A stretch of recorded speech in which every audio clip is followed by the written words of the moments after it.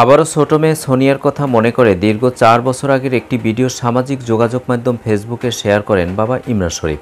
বাবা ইমরান শরীফ বলেন, ছোট মা সোনিয়ার সাথে 4 বছর দেখা হয় না। বহু বছর আগে আম্মুজি লায়লা ছোট মা সোনিয়াকে বাংলা শেখাচ্ছে। ছোটবেলায় ওদের মধ্যে অনেক মিল ছিল। ওরা একে অপরকে অনেক মনে করে। কিছুদিন আগে আদালতের আদেশ পাওয়ার পরও জাপানি মা ছোট মা সোনিয়ার সাথে কোনো যোগাযোগ করতে দেয় না।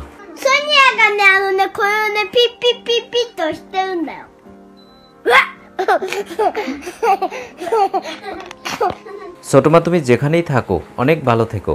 বাবা ইমরান শরীফ অনেক দুঃখের সাথে বলেন, জাপানি মায়ের উকিল জনাব শিশিরমণি আম্মুজি লায়লাকে জাপান পাঠানোর জন্য বছরের পর বছর বিভিন্ন আদালতে মামলা চালিয়ে যাচ্ছেন। সর্বশেষ বাবা ইমরান শরীফ সবার কাছে দোয়া চাইলেন, খুব তাড়াতাড়ি যেন মেয়েদের সাথে অন্তত ভিডিও কলে কথা বলতে পারে।